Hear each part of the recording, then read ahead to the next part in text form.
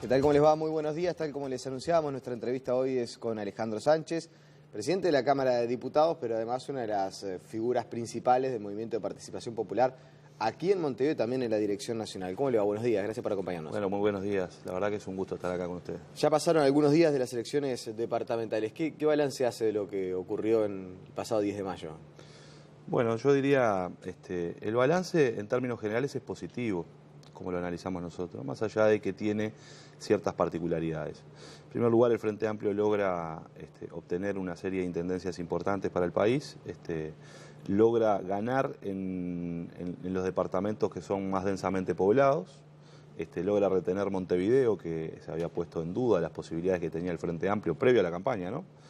Se había puesto en duda las posibilidades que tenía el Frente Amplio de obtener un buen resultado en Montevideo, lo hace aumentando su cantidad de ediles, es decir, aumentando en uno más su representación en la Junta Departamental, y tiene un dejo de sabor amargo también, que justo es decirlo, por la pérdida del departamento de Maldonado y de Artigas, que evidentemente eso forma parte, en este ciclo electoral, forma parte de dos derrotas que tiene el Frente Amplio, pero se antepone a una situación en donde logra recuperar Salto, Paysandú y logra Río Negro, con lo cual es un balance ambiguo, diría yo, agridulce. El Movimiento de Participación Popular hizo un primer análisis muy cerca de los resultados electorales, se va a reunir, corríjame, en los próximos días para hacer un balance un poco más profundo de todo el ciclo electoral, no solamente de las elecciones departamentales, pero hay quienes dicen y aseguran que el Movimiento de Participación Popular fue uno de los grandes perdedores de la jornada de domingo, por lo que pasó en Artigas. Estaba Patricia Ayala, que era claramente una integrante de las más connotadas de su sector, lo que pasó con Topolansky en Montevideo, se suma la situación de Darío Pérez en Maldonado, incluso hasta lo de Frati en Cerro Largo, que la victoria de Botana es mucho más amplia de lo que se preveía. ¿No fueron demasiadas derrotas para el sector? Bueno, a ver, nosotros hacemos un balance que es un poco diferente, que tiene que ver con dos o tres cosas. Primero, lo de Cerro Largo, Frati, yo creo que ahí hay un brutal trabajo de acumulación del Frente Amplio.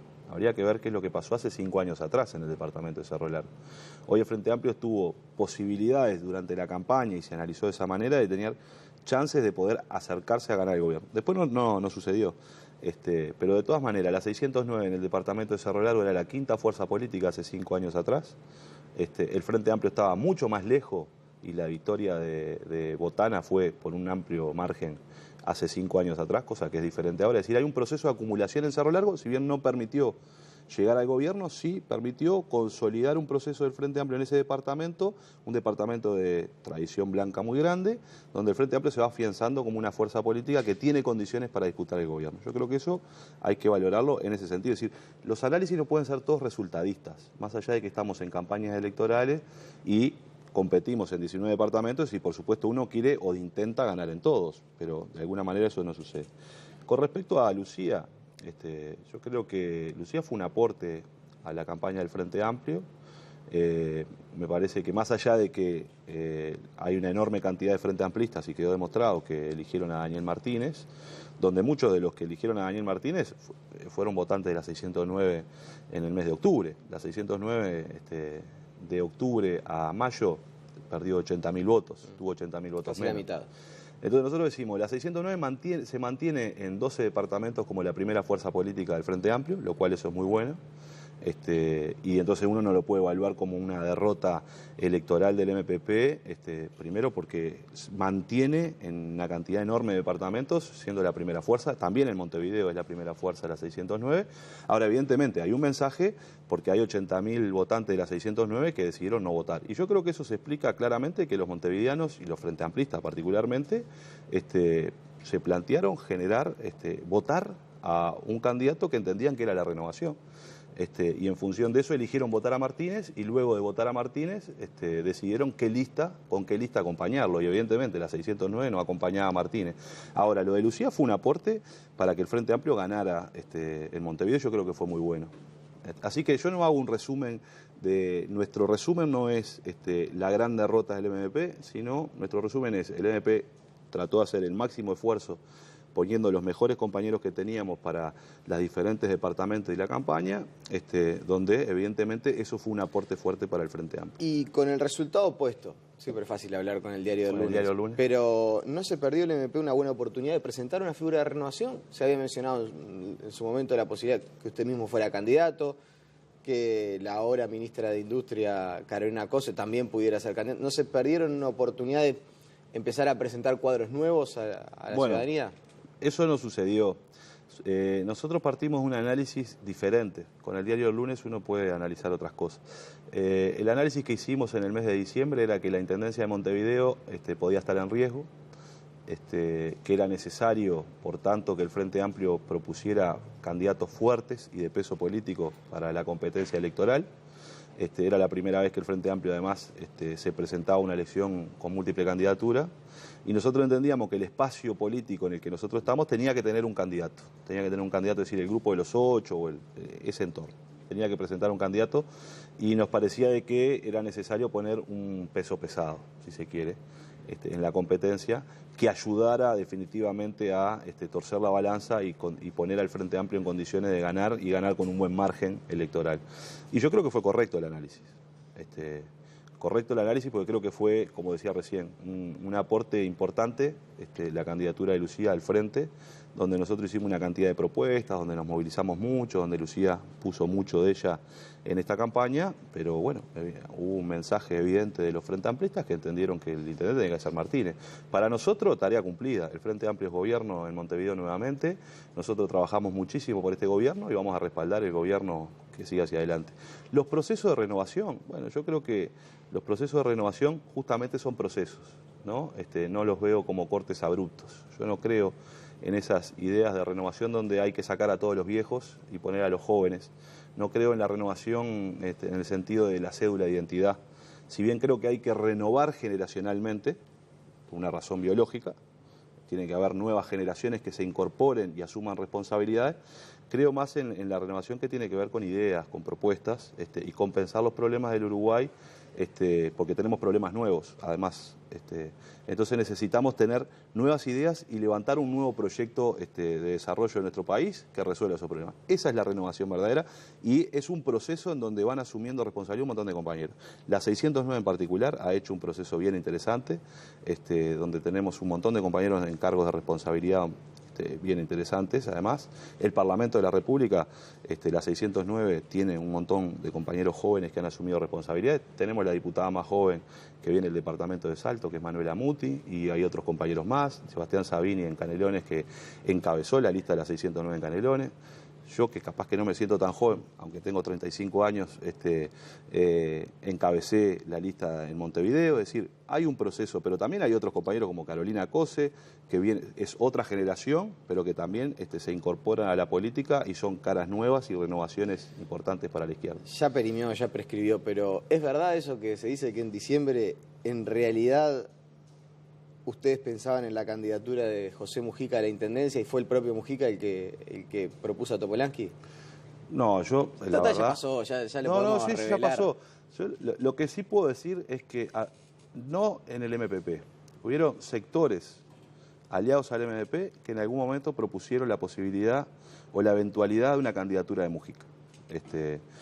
Y yo soy de los que piensa que hay que cuidar mucho a los compañeros. Y a Mujica también, que es uno de los referentes políticos más grandes que nosotros tenemos. Ahora ya se está hablando, incluso en algún medio, a mí me hicieron una entrevista hace muy poco, donde me decían, bueno, Mujica será candidato a presidente en el 2019. Bueno, me parece que hay que dejar un poco tranquilo a Mujica. De alguna manera es un capital político muy grande, pero tampoco se lo puede usar para todo. Entonces, en la 609 hubo un debate que se centró en qué figura nos podía representar, y nunca estuvo en consideración la posibilidad de que Mujica fuera candidato a intendente. Sí es verdad que hay quienes lo plantearon. ¿Se ha reunido con Daniel Martínez después de su triunfo? Sí, tuvimos una reunión muy buena, la tuvimos el viernes pasado. Él solicitó una reunión al Movimiento de Participación Popular, nos reunimos con él, una delegación que fuimos a conversar, y básicamente de lo que hablamos es justamente de eso, es decir, del desafío que tenemos en el departamento de Montevideo.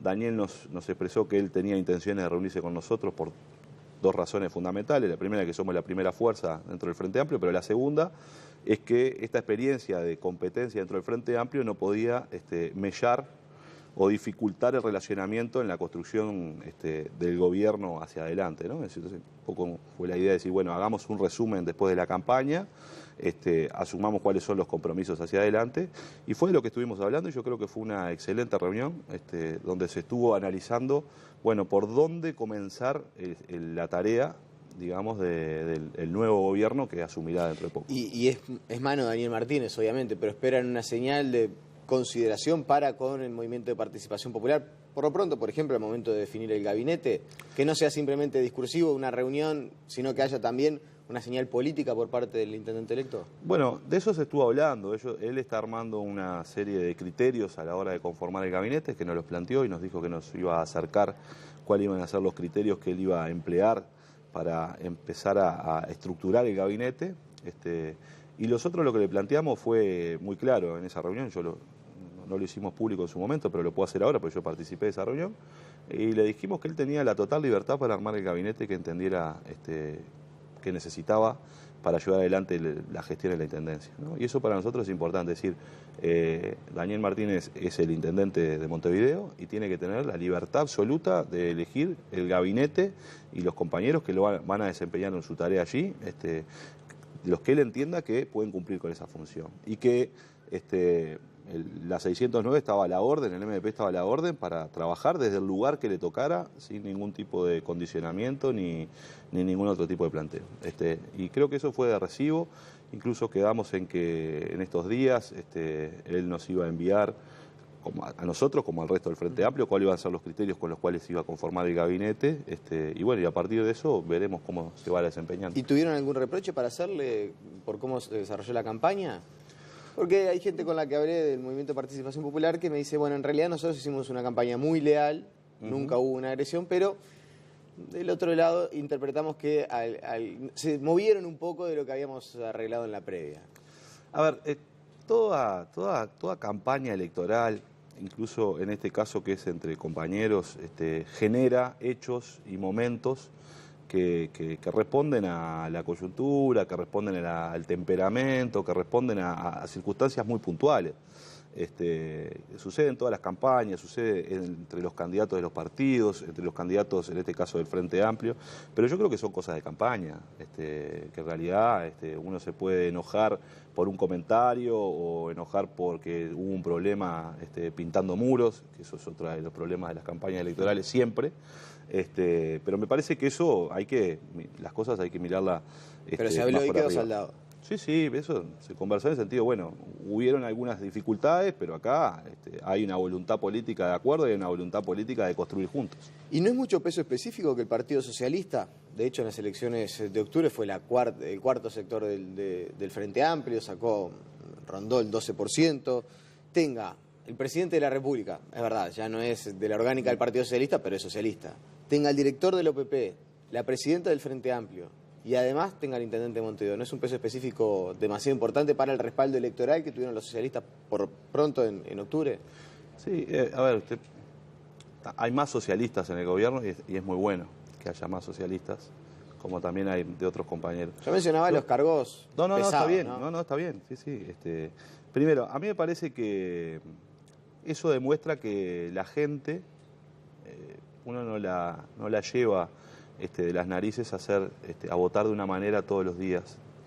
Me parece que la gente va decidiendo cosas. Hubo una elección abierta, con padrón abierto, que eligió a Mónica Xavier, y los Frente Amplistas decidieron que para el lugar, para la presidencia del Frente Amplio, el perfil que querían era el de Mónica Xavier. Hubo una elección en octubre que definió que la 609 tuviera 30 legisladores. Hubo una interna donde se eligió a Tabaré Vázquez como presidente. Es decir, yo creo que hubieron diferentes, y ahora hubo una elección donde los frentamplistas eligieron a Martínez. Entonces yo creo que va más allá de los pesos de cada sector, porque estoy convencido de que los gobiernos son gobiernos del Frente Amplio, que el Frente Amplio es rojo, azul y blanco, que la gente primero que nada es frente amplista y después ve qué sector lo representa mejor en su idea de Frente Amplio. Y entonces me parece que en ese sentido hay que pensar con cabeza mucho más amplia, mucho más abierta. Es decir, no me importa tanto a qué sector pertenecen los compañeros, me importa más cuál es su actitud y si su actitud es unitaria, si su actitud es frente amplista a la hora de desempeñar esa tarea. Y yo creo que en la medida en que los compañeros desempeñen una tarea con esas características, una actitud abierta, frente amplista, de construcción, de mirar los problemas que tiene el país o los problemas que tiene la fuerza política y tratar de darle solución, dar participación, yo no tengo problema de qué sector provienen. Le tengo confianza en ese sentido a que el Frente Amplio es una coalición de muchos sectores que piensan diferente, pero que tienen la capacidad de tener voluntad de acuerdo y acordar, caminar juntos en función de acuerdos programáticos. Entonces, en ese sentido, yo no tengo ningún drama, ni creo en las teorías conspirativas. Creo que a eso hay que preguntárselo a quienes han construido históricamente las teorías conspirativas de las conquistas del poder. Eso le iba a decir, porque el pasado periodo de gobierno se decía no, porque el MPP tiene todos los cargos. Eso hay que preguntárselo a Valenti, que fue quien en realidad levantó aquella teoría de que en aquel momento estaba Mujica a la presidencia, que la bancada de la 609 era muy grande y que entonces Ehrlich no podía ser nuevamente intendente porque si no sería una acumulación de poder enorme. O hace poco cuando decía la del mega sublema que se quería quedar con todo y era como un cuco que venía allí. Yo nunca compartí esa idea ni esas teorías. En todo caso eso hay que preguntárselo a Valenti, que ahora no lo dice. Razones tendrá. Capaz que entendió que estaba equivocado en aquel momento. En las puertas de entrar a discutir el mensaje presupuestal, ¿le preocupa que el discurso de hay que controlar las empresas públicas tienen que hacer el doble de aportes a rentas generales? Usted ha hecho algunas apreciaciones públicas en las cuales defendió a las empresas públicas como el motor de inversión del país. Porque lo son. Yo creo que... ¿Sí? A ver, ¿lo siguen siendo? Y deben serlo.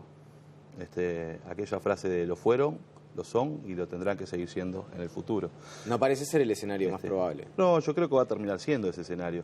Una cosa es alinear las empresas públicas y los proyectos de inversión de las empresas públicas a las necesidades del país y al contexto en el que se está desenvolviendo el país, que es importante porque se modificó. Nosotros tenemos un contexto totalmente diferente. Tenemos un país vecino, que es Brasil, que es un socio comercial importante, que envió a su ministro de Economía al Parlamento de la República a discutir un ajuste fiscal. Tenemos una Argentina que tiene una serie de dificultades importantes en términos económicos y que esas dos cosas impactan de una manera directa en las condiciones que tiene la economía nacional. ¿Por qué? Porque la industria del Uruguay vive vendiéndole a la región. Y cuando a la región le va mal, a los procesos de industrialización en nuestro país les va mal. Porque no le vendemos a China nuestra producción manufacturera de mayor capacidad de trabajo agregado y de mano de obra intensiva, ¿no? Entonces, cuando la región tiene problemas, el Uruguay tiene dificultades. Entonces, hoy tenemos un escenario de mayores dificultades, tenemos un escenario donde el precio de las materias primas ha caído muchísimo, que son los productos que nosotros vendemos al resto del mundo, y por tanto lo que hay que hacer es acompasar justamente esta situación que no es ni de crisis, ni de abismo, ni de nada, simplemente es analizar el contexto y ver cómo alineamos a los ciclos económicos las necesidades que tenemos. Entonces, lo que tienen que hacer las empresas públicas es seguir invirtiendo, porque su inversión está demostrado que cuando las empresas públicas invierten generan procesos de derrame en la economía mucho más grandes. De hecho, toda la inversión que llevó adelante UTE con la transformación de la matriz energética generó capacidades nuevas en el país, pero capacidades nuevas en actividades laborales, en procesos de investigación, porque toda la tecnología de la energía eólica no estaba presente en el Uruguay y hoy sí está. Y eso genera nuevas capacidades en la economía uruguaya. Entonces me parece que las empresas públicas tendrán que alinear su inversión y su proyección presupuestal a una planificación presupuestal que está haciendo el equipo económico y el gobierno en su conjunto de cómo va a atender esta nueva realidad económica que tiene el país y cómo salimos. No creo que se atienda a una nueva realidad económica recortando gastos. Creo todo lo contrario, creo que hay que aumentar las inversiones en todo caso porque son los que nos generan las posibilidades de tener mejores condiciones para resolver los problemas que tiene el país. Porque el gasto hay que discriminarlo, como en una casa de familia, como en una empresa o en un Estado. Cuando uno gasta para construirse su casa, se endeuda para construir su casa, se endeuda para comprar una máquina, para producir más, lo que está generando es adquirir capacidades para el futuro. Y cuando hablamos de inversión de nuestras empresas y cuando hablamos de otras inversiones como inversiones educativas o infraestructura, lo que estamos haciendo es generando mejores condiciones para que el país se siga desarrollando. Y esas inversiones no tienen que detenerse. Pero entonces hay que planificarlo. Tiene una diferencia, porque Astori no habla en ningún momento de aumentar inversiones. Hablan de coordinar las inversiones de las empresas públicas para evitar incluso y para corregir el déficit fiscal. Sí, lo que está diciendo Economía es que tenemos necesidad de hacer muchas inversiones en el país, tanto sea en infraestructura vial, carretera, hay que invertir en ferrocarriles, hay que invertir en generación de energía, hemos hecho es una etapa importante, ahora tenemos que invertir muchísimo en la transmisión de la energía y eso es importante. Hay que hacer muchas inversiones y lo que hay que hacer es priorizar qué inversiones vamos a hacer con recursos genuinos públicos y qué recursos y qué inversiones vamos a realizar con la utilización de ahorro privado. Y para eso hemos creado instrumentos en el pasado que pueden generar esas condiciones, como la ley de participación público-privada, como los fideicomisos o como otros instrumentos que tendremos que crear a efectos de canalizar una porción del ahorro privado hacia la inversión pública que es necesaria porque el presupuesto es finito y las necesidades son muy superiores a las condiciones presupuestales que tenemos hoy. Entonces lo que está diciendo Astori está en un momento de la planificación económica que es cómo vamos a gastar los recursos del presupuesto nacional, es eso lo que estamos discutiendo, y está diciendo, bueno, de esos recursos genuinos, públicos, de la billetera que tiene el Estado, va a invertir tanto en esto, va a ser un gasto determinado en las empresas públicas, va a ser un gasto determinado en la educación, que hay compromiso fuerte, va a ser determinado gasto en otras áreas de la salud, etcétera, etcétera, y lo que el país necesite de inversiones va a tener que generarse instrumentos donde canalicen gran parte del ahorro privado que existe en el país para obra pública. Y ya que lo mencionó y de alguna manera hizo un comentario al pasar, las expectativas del 6% para la educación y ese compromiso que es verdad, si uno va a la letra del programa que presentó el Frente Amplio de la Ciudadanía al momento de votar, se dice se tenderá el 6% hacia la educación, se hablaba incluso la posibilidad de llegar al 6% quizás al final del periodo de gobierno. Va a haber que lidiar con las expectativas y con los reclamos de gremios que ya están anunciando que desde su óptica el piso tiene que ser el 6%. Sí, yo quiero ser muy claro en esto porque me parece que en algunas cosas hay que ser claro. Yo creo que tenemos que llegar al 6% y vamos a llegar al 6%.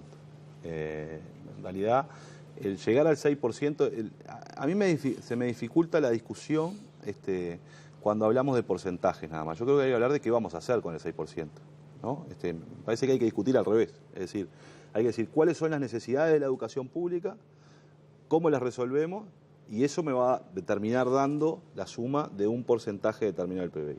Entonces creo que el mínimo de ese porcentaje tiene que ser el 6%. Tenemos que llegar en el periodo de gobierno al 6% y tenemos que trabajar fuertemente en mejorar algunas cosas bien concretas. Una de ellas es el salario docente, que es un componente importantísimo del proceso pedagógico. Yo necesito tener docentes bien remunerados. Primero, tenerlos bien remunerados me permite dos o tres cosas. Primero, que no sean multiempleo. Segundo, de que se sientan mucho más cómodos trabajando y por tanto tengan una dedicación mayor para con sus alumnos. Y tercero, que eso además le permita no tener que tener una cantidad enorme de trabajo y eso le va a permitir formarse de otra manera, estudiar, prepararse mejor, una serie de circunstancias. ¿Mejor remunerados con objetivos? Claro, si alcanzan determinados yo creo que tiene que haber objetivos y en esto quiero ser bien claro, y creo que tiene que haber aumentos diferenciales. Yo creo que nosotros tenemos que reforzar fuertemente y presupuestalmente y salarialmente los salarios más sumergidos de la educación, y eso tiene que ver con los docentes que recién ingresan, con los docentes que comienzan su carrera, que muchas veces son esos docentes son esos docentes los que van a las escuelas y a los liceos de contexto crítico, es decir, donde están las dificultades más grandes de nuestra sociedad, y eso tendría que ser mejor remunerado. Y de alguna manera me parece que lo que hay que hacer es elevar el salario de ingreso, es decir, un docente se recibe, empieza a trabajar, elevarlo y hacerlo más atractivo. Pero creo que en realidad hay que priorizar los salarios más bajos de la educación y no generar aumentos generales para todos los cargos de la educación, porque no todos tienen la misma situación.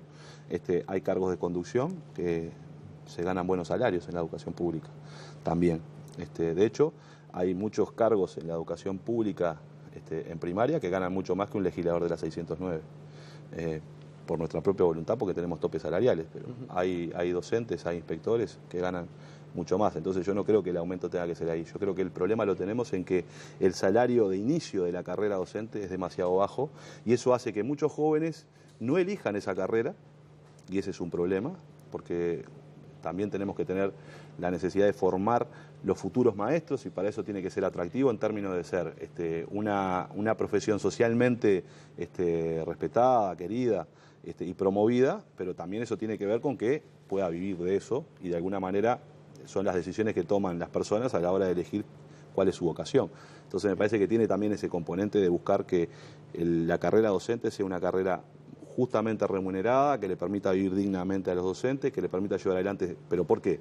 No solo por los docentes, sino porque eso va a permitir tener mejores docentes y eso va a repercutir justamente en que los estudiantes tengan mejor calidad educativa. Yo creo que esos son los temas que hay que trabajar. Alejandro Sánchez, le agradecemos su presencia esta mañana aquí en Telebuen. No, el agradecido soy yo y es un gusto. Hacemos la pausa y enseguida venimos con mucha más información.